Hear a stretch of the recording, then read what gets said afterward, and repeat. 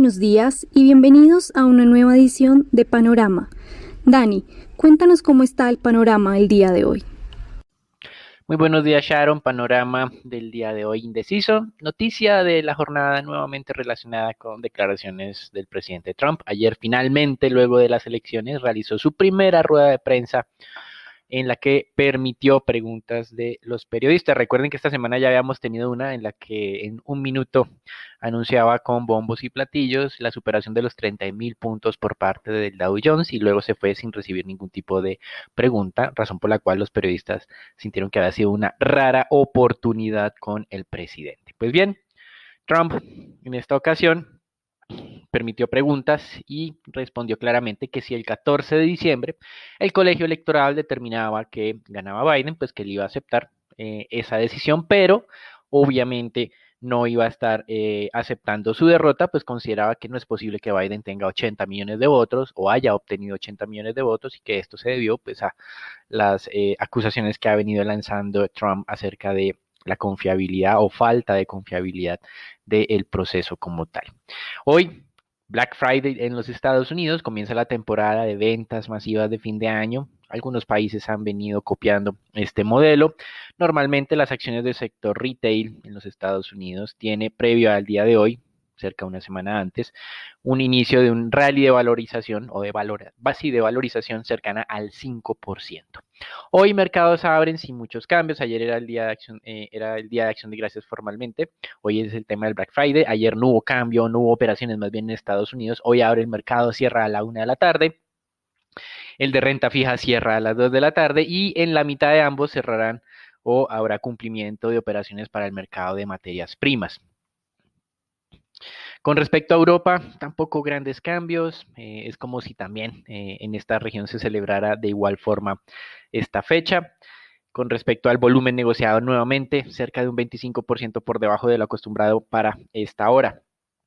En China, una noticia atractiva tiene que ver con las utilidades de las compañías del sector industrial, creciendo 28% en octubre de 2020 frente al mismo mes del 2019. Si bien es cierto, parece que en el 2019 era un bajo nivel de comparación, lo interesante es que ya en lo corrido de año las utilidades industriales están creciendo frente a lo que se obtuvo el año pasado. Y esto muy a pesar del tema de la pandemia. Recuerden que en apariencia China es la economía que mejor ha gestionado este tema de la pandemia. Con respecto a el tema de Estados Unidos, pocos anuncios el día de hoy, muy normal, es un periodo o una jornada entre comillas de celebración. Tenemos un reporte que en los aeropuertos, si bien es cierto, el flujo de pasajeros ha caído un 40% frente a la misma fecha del año pasado. Hay preocupación de las autoridades sanitarias, no de la Casa Blanca, porque pues es la mayor movilización del año en periodo de pandemia y esto de alguna manera puede incrementar los problemas que ya se están dando de contagios, de superación de la capacidad hospitalaria en algunas regiones de los Estados Unidos y de aceleración de muertes que veíamos esta semana continúan acercándose a los máximos de marzo y abril. En el caso de los Estados Unidos, en Colombia, publicaron un resultado de estudio de cero prevalencia, es decir, para determinar la cantidad de personas que tienen anticuerpos en este momento frente al COVID o que desarrollaron anticuerpos frente al COVID. Hicieron unas pruebas en algunas ciudades, Leticia, que fue la principal región afectada, también la ciudad de Barranquilla y en Medellín. La tasa de seroprevalencia en Leticia es muy alta, 60%, en Barranquilla también 55%, en Medellín un poco más baja, 27%, la de Medellín se parece un poco a la de Nueva York, que es la tasa de seroprevalencia tal vez más alta, por lo menos revelada públicamente en los Estados Unidos. Con respecto al mercado de divisas, tampoco muchos cambios el día de hoy.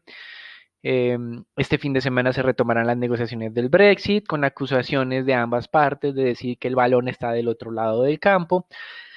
Tendremos probablemente que esperar hasta el último día de este año para confirmar o no que hay acuerdo e incluso la posibilidad de que posterguen algunos días esa fecha límite.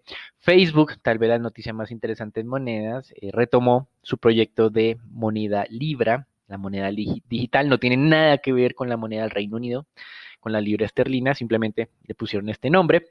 Y a diferencia del Bitcoin, esta moneda libra digital está atada al dólar. Ese va a ser el primer paso. Espera tener la aprobación del regulador suizo para dar inicio con esta iniciativa. Si bien es cierto el alcance no es tan amplio como se mencionaba inicialmente, pues es interesante ver cómo estar tratando de unir lo mejor de los dos mundos, el respaldo de una moneda y la digitalización de las operaciones para hacerlas más eficientes.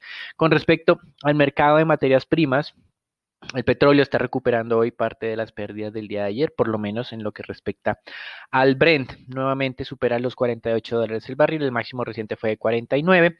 El mercado muy pendiente de la reunión de la OPEP, que pues estamos en las reuniones de los equipos técnicos, no se ha filtrado nada en los medios, lo cual es inusual. La reunión del equipo ministerial ya como tal, o sea, de las cabezas que toman en teoría las decisiones, será el día lunes y martes, y mañana se ha conocido que va a haber una reunión informal entre Rusia y Arabia Saudita que están intentando presionar a los otros miembros para postergar el acuerdo, el incremento programado de enero.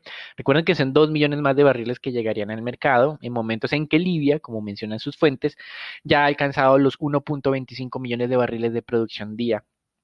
Libia, antes de todos sus problemas y el levantamiento del 2011, era capaz de producir 1.5 millones.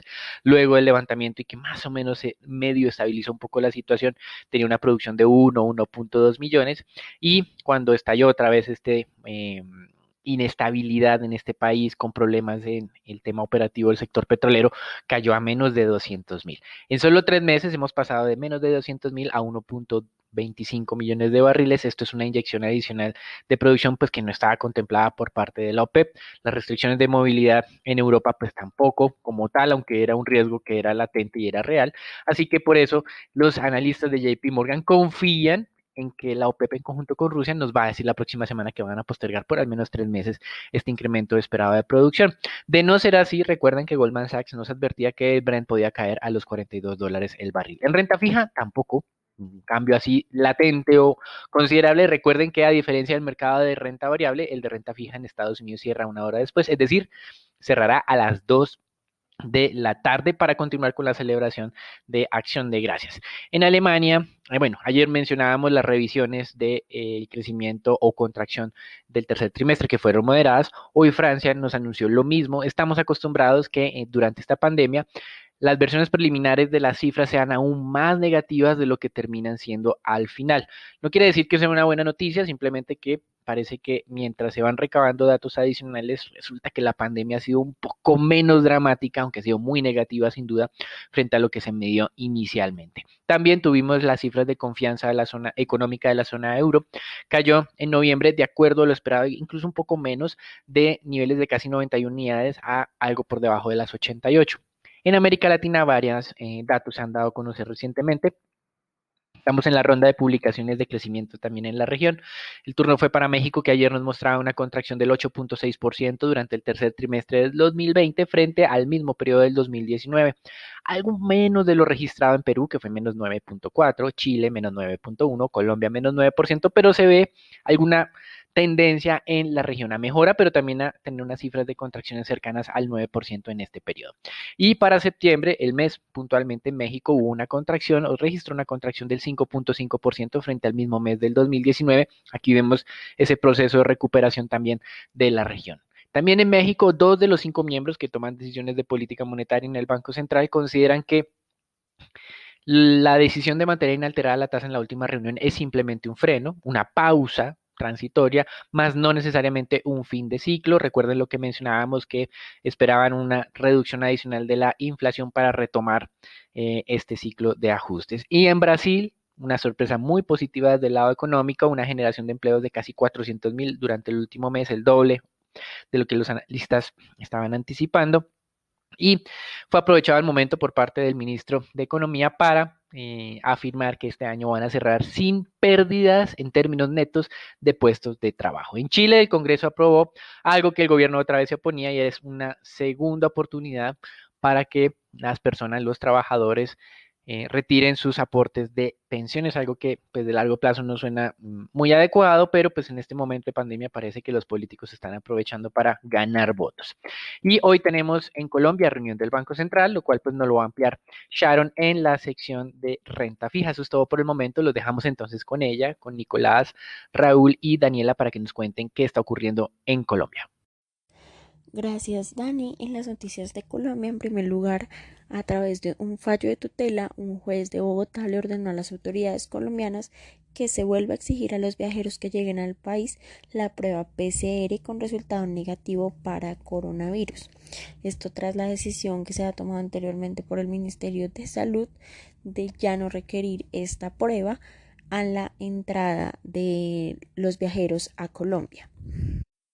Por otra parte, el día de ayer, la alcaldesa Claudia López, en compañía del ministro de Hacienda, la ministra de Transporte, el DNP y el gerente de la empresa Metro, presentó el trazado de la segunda línea de metro que llegaría hasta la localidad de Suba, pasando por Engativá y que se desarrollará a lo largo del corredor de la calle 72 y tomando luego la avenida Ciudad de Cali.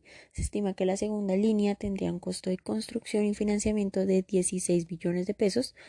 Todavía no se habría definido cuánto aportaría el gobierno y cuánto el distrito para esta obra de infraestructura. Y precisamente sobre esto, el ministro de Hacienda se manifestó que la recuperación económica del país ya empezó y sería a través de la reactivación de la infraestructura. Señaló que la recuperación ya empezó y el gobierno ha diseñado el programa que se llama Compromiso por Colombia. Ese Compromiso por Colombia contempla interacción permanente con el sector privado como actor principal. Asimismo, como lo ha hecho en varias ocasiones, reiteró nuevamente que para el 2021 el gobierno tiene el desafío de presentar una reforma fiscal. Finalmente, algunos datos sobre producción de gas y petróleo en Colombia, sobre la producción comercializada de gas. Esta fue de 1.091 millones de pies cúbicos para el mes de octubre. Esto significa un aumento de cerca del 2% frente a lo registrado en el mes de septiembre. En comparación con octubre de 2019, la producción tuvo una disminución de 1.8%. Y en cuanto a la producción de petróleo para el mes de octubre, esta fue de 751.000 barriles promedio día, que representa un aumento de 0.28 frente a los datos de septiembre, y con respecto a octubre de 2019 continuamos viendo una disminución de cerca de un 15%. El incremento en la producción de petróleo durante octubre se dio principalmente al desarrollo, optimización y restablecimiento de la producción de los campos de Bacano, en Casanare, Chichimene, en Acacías Meta, y a la reactivación del campo también de Acacías. Esto sería todo por las noticias de Colombia. Raúl, cuéntanos qué pasó en la jornada anterior en el mercado accionario local. Muchas gracias, Dani, por parte del mercado accionario local. El Colcap no mostró variaciones el día de ayer ante el feriado en Estados Unidos por el Día de Acción de Gracias, donde tan solo se negociaron 40.000 millones de pesos en el mercado accionario colombiano, donde Ecopetrol fue la acción más negociada con 9.000 millones de pesos. La más valorizada fue Promigas con un 4,8% y la más desvalorizada fue Preferencial Cementos Argos con un 2,1%. El día de hoy el mercado colombiano podría seguir con esta debilidad de los volúmenes, donde esperamos que mantengan la estabilidad en la jornada. Por el lado de noticias, la Agencia Nacional de Hidrocarburos da a conocer que adjudicó el contrato especial del proyecto de investigación denominado CALE con Ecopetrol por una inversión de cerca de unos 76,7 millones de dólares y un 8% en contenidos local en el aprovisionamiento de bienes y servicios. Ese sería como tal el primer proyecto adjudicado para Ecopetrol de lo que son los no convencionales o fracking. Por otra parte, la acción de Grupo Sura gana un poco de valor, donde no ha logrado confirmar los 22.000 pesos, lo que le daría un mayor espacio para seguir ganando valor hacia los 23.000 pesos, donde en la medida que no logre confirmar ese nivel, observamos que posiblemente se podría dar una toma de utilidad de los agentes del mercado y optar por la especie preferencial. En cuanto a los resultados, el incremento de los siniestros de la ARL opacaría el mejor comportamiento de Sur Asset Management. Sin embargo, en cuanto a Sur Asset Management, hay que seguir de cerca aprobación del posible retiro de pensiones en Chile, lo que disminuiría los AUM, por lo cual hay que seguir de cerca bastante el comportamiento de Sur Asset Management en el país chileno. Por otra parte, la acción de la vivienda mantiene el apetito, donde se ha observado algo de resiliencia en la especie, donde podría aproximarse a probar los 29.000 pesos, confirmando una ruptura clave y abriendo las puertas a mayores recuperaciones. Consideramos que lo peor desde el punto de vista de provisiones ya podría haber pasado, aunque nos dará un poco más de claridad a cierre de año. Nico, cuéntanos cómo amanece el dólar el día de hoy. Buenos días, Raúl, muchas gracias. Soy Nicolás de Francisco y vamos a hablar del dólar. En la jornada de ayer el volumen transado fue de 107 millones de dólares hasta llegar a una tasa de cierre de los 3.622 pesos con 90 centavos, donde el peso colombiano se devaluó en 13 puntos básicos con respecto a su par estadounidense. El precio medio durante la jornada fue de 3.616 pesos con 78 centavos, el mínimo alcanzado de 3.612 pesos con 15 centavos y el máximo de 3.624 pesos. Para el día de hoy esperamos soportes entre los 3.610 y 3.600 pesos y resistencias entre los 3.630 y 3.640 pesos. Los dejo con Sharon para los temas de renta fija. Muy buenos días, Nico, y muy en línea con el comportamiento internacional del día de ayer de bajos volúmenes negociados, el mercado de deuda local se caracterizó también por la baja liquidez. Ambas curvas mantuvieron el comportamiento lateral. La curva TES tasa fija se desvalorizó menos de un punto básico y la TES VR se valorizó cerca de 0.25 puntos básicos. Tanto los 24 como los 28 se valorizaron y cerraron en 3.52% y 4.91% respectivamente. Por el lado del mercado de deuda corporativa, se operaron cerca de 5.000 millones a través del sistema transaccional y 437.000 millones por registro. Lo más transado continúa estando concentrado en las referencias tasa fija en plazos inferiores a 4 años. Para el día de hoy el comportamiento esperamos que sea lateral a medida que el mercado estará pendiente a la reunión del Banco de la República, en la que no se esperan sorpresas en cuanto a acción de política monetaria. Tanto nosotros como el mercado espera estabilidad en tasas de interés en 1,75%. Adicionalmente, esperamos tener algo más de información acerca del futuro de la gerencia del emisor, que recordemos el actual gerente Juan José Echavarría informó que no va a presentarse para reelección del puesto, sino que su periodo acabará en enero del año entrante. Con esto concluimos entonces nuestro panorama indeciso del día de hoy. Gracias por acompañarnos, no olviden suscribirse y seguirnos en nuestras redes sociales.